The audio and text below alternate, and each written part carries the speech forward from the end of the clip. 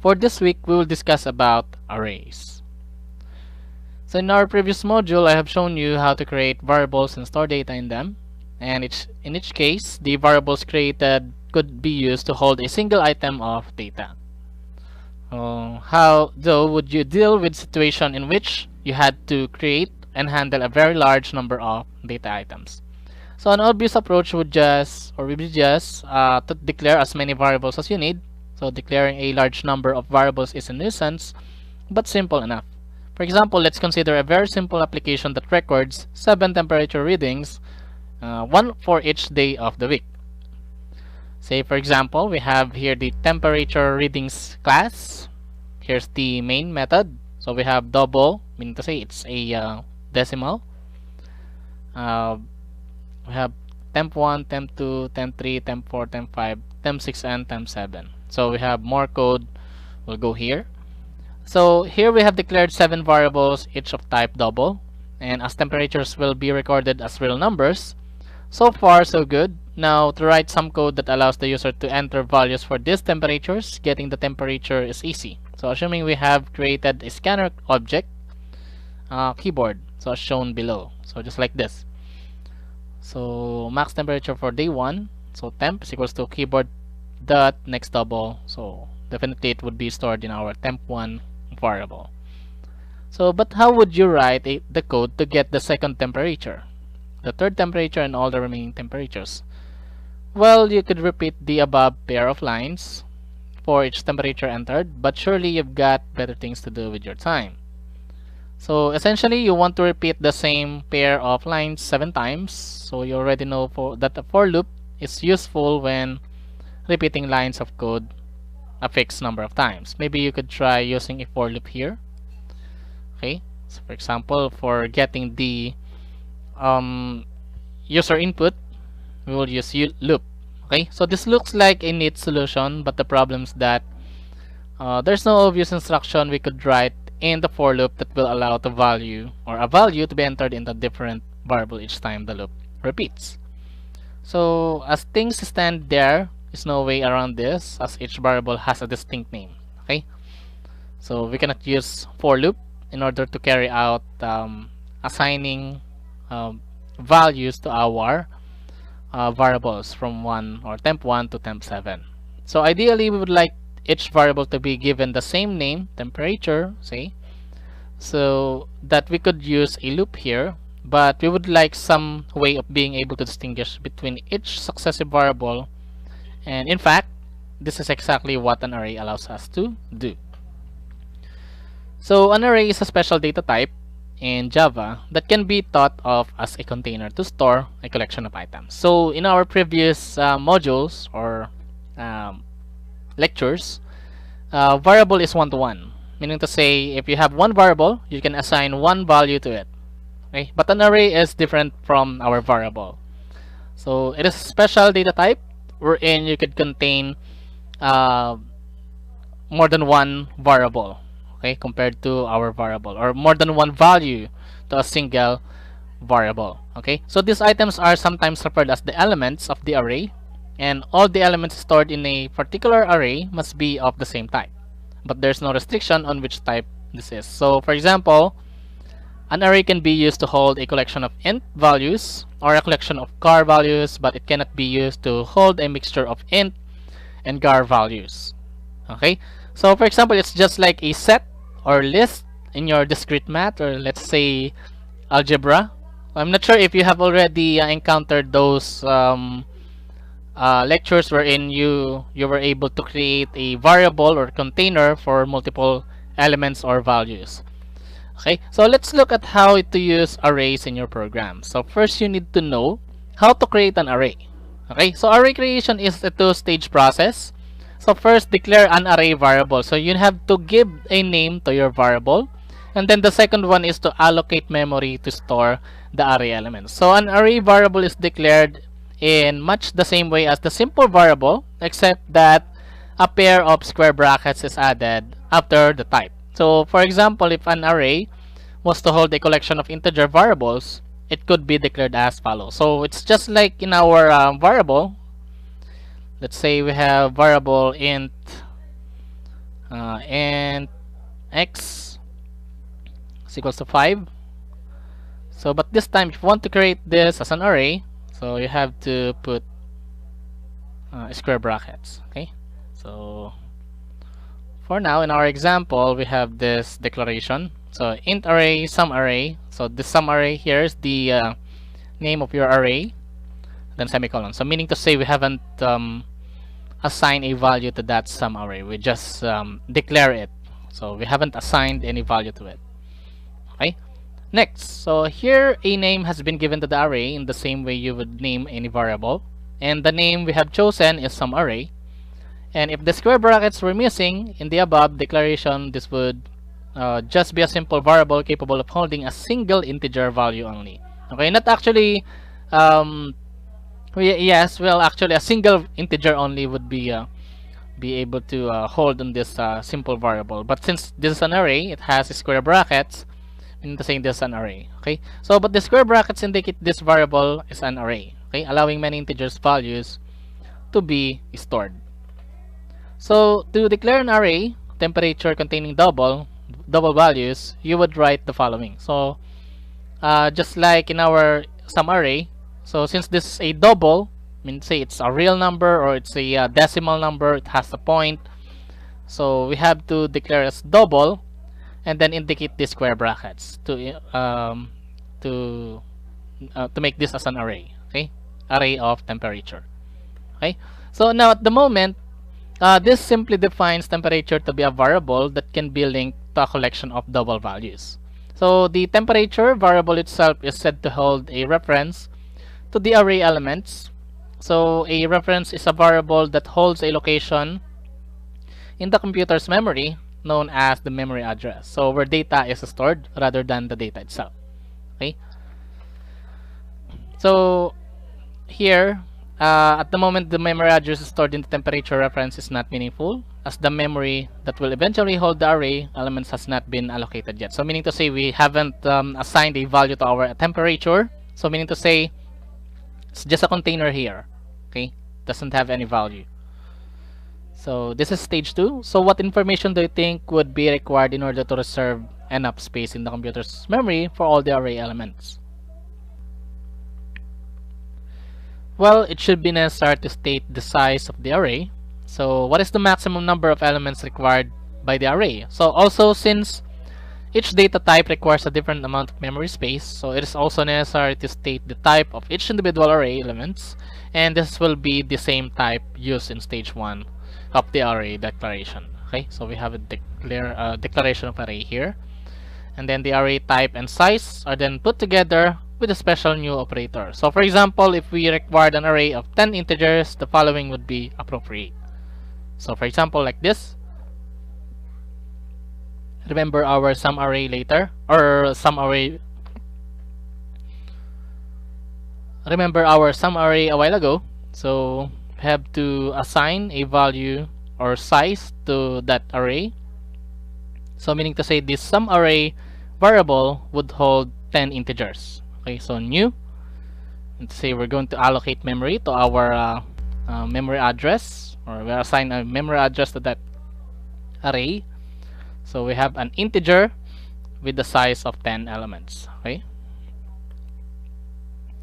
Once the size of the array is set, it cannot be changed. So always make sure you create an array that is big enough for your purpose. So returning to the temperature example above, if you wanted the array to hold 7 temperatures, you would allocate memory as follows. So temperature, so double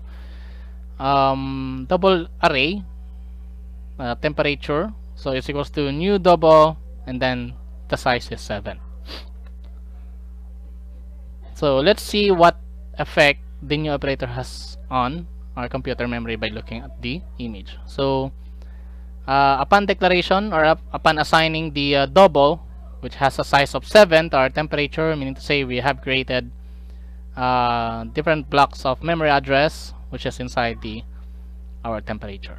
Okay, so just like this. So 1 2 3 4 5 6 7. So there are 7 types of double in our temperature variable or array. So as can be seen from the image, the array creation has created 7 continuous locations in memory. So each location is big enough to store a value of type double, and the temperature variable is linked to these 7 elements by containing the address of the very first element. Okay, so in effect, the array reference temperature is linked to the 7 new variables, and each of these variables will automatically have some initial value placed in them. So if the variables are of some number type such as int or double, the value of each will be initially set to 0. Okay, so if the variables are of type character, their values will be set initially to special Unicode value that represents an empty character. So if the variables are Boolean type, they will each be set initially to false. So meaning to say, if you haven't assigned a value to each element of the array, meaning to say there's an initial value for that if you're going to access those elements. Okay. So next, so the 2 stages of array creation, declaring and allocating memory space for the elements, can also be combined into one step as follows. So just like this one. Okay. So it's not required for you to just declare it first and then assign the size of the array. So you could just combine these 2 statements here, or instructions. Okay, so whatever you prefer doing in this declaration of array, so it depends on you. Okay, so but I prefer this one. It's just single line. So double temperature. After declaration, I assign 7 as its size. Okay, so number of elements that can be stored in our temperature array. So you may be wondering what names have each of these variables been given. So the answer is that each element is an array, shares the same name as the array. So in this case, each element is called temperature. Okay, so we have temperature 1, temperature 2. So the individual elements are then uniquely identified by an additional index value. So there's something that we call an index for each array. An index value acts rather like a street number. So to identify houses on the same street, so see the image below, is in much the same way as the house on a street is identified by the street name and house number. So an array element is identified by the array name and the index value. So for example, we are in a street, so that street is temperature. So we can only determine uniquely those houses using their house number. Okay, so we have a street temperature, so each houses here is located at temperature. So what uniquely defines them, or to identify uniquely these houses, we use the house number, and that house number in programming standpoint is what we call the index. Okay, so it's a number, so index is a number. So like street number, these index values are always contiguous integers. So note carefully that in Java, array indices start from 0 and not from 1. Okay, so this index value is always enclosed in square brackets. So the first temperature in the list is identified as temperature, open square bracket, 0, close square bracket. Okay, so the second temperature by temperature 1, and so on. Okay, until 6. Okay, so since we started from 0, it's not 1. Okay, this means that the size of the array and the last index value are not the same value. So in this case, the size is 7 and the last index is 6. So there's no such value as temperature 7. For example, remember that this, as it is a common cause of errors in programs. So if you try to access an invalid element such as temperature 7, the following program error will be generated. So the Java language array index out of bounds exception. Okay, so I mean to say you're trying to access an element that doesn't exist in our current array. Okay, so it's out of bounds. Okay,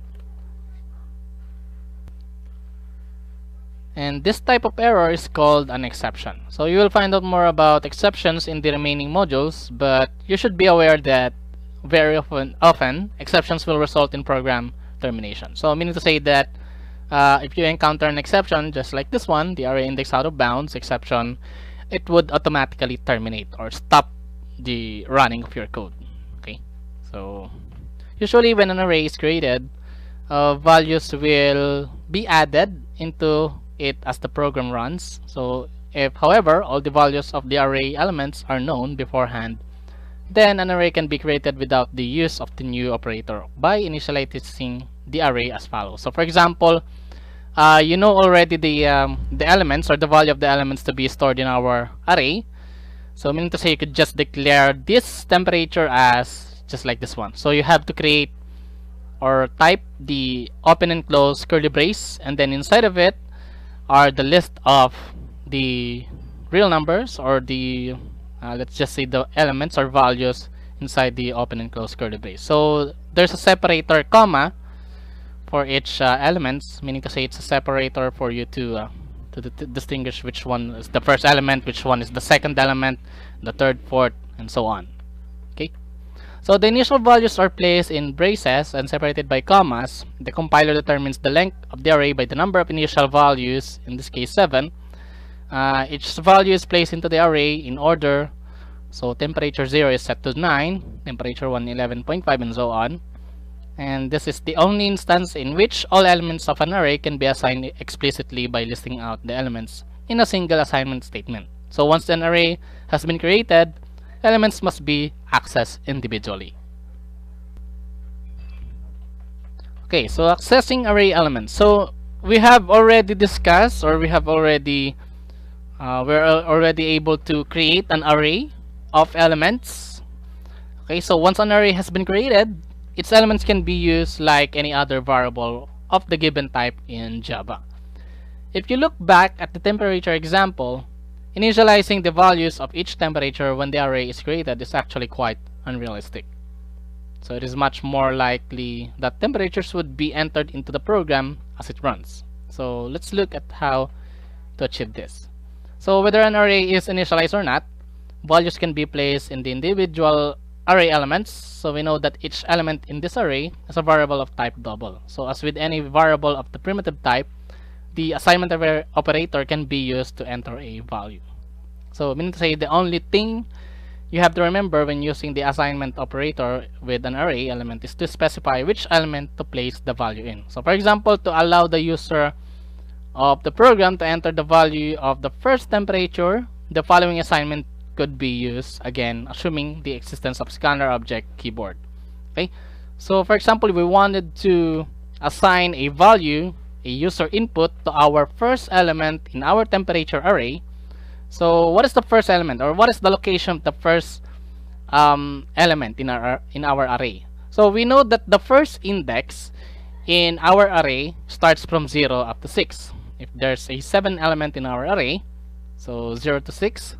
So in order for us to access that element, or the location of that element, we have to include the index number, so which is 0. So temperature, open and close square bracket, so inside the square bracket is 0, is equals to keyboard.next double. So this is a scanner. We have the scanner object named the keyboard, and then we use the method next double to get the user input and assign it to our temperature 0. So note again that since array indices begin at 0, the first temperature is not at index 1 but index 0. Array elements could also be printed on the screen. So for example, the following command prints out the value of the 6th array element. So system.out.println temperature 5. So index 5 is at the 6th element. Okay, since it starts from 0. Okay, so 0, 1, 2, 3, 4, 5, 6. Okay, so note that an array index such as 5 is just used to locate a position in the array. So it is not the item at that position. Okay, so we're just trying to access the temperature at location 5. So it's not actually the value of the temperature, but we're trying to access using this array element, or array variable at position 5. It's not actually the 5 that is the value of this printout. Okay, just the position of the array.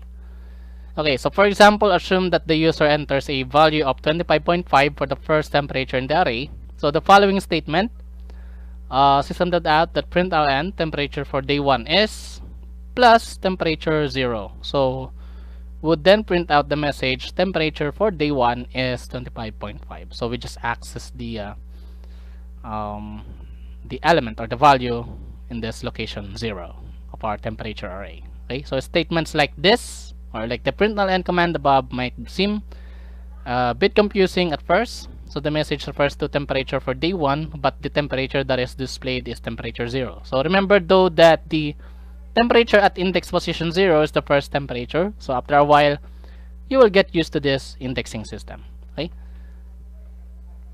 So here's an example of array implementation.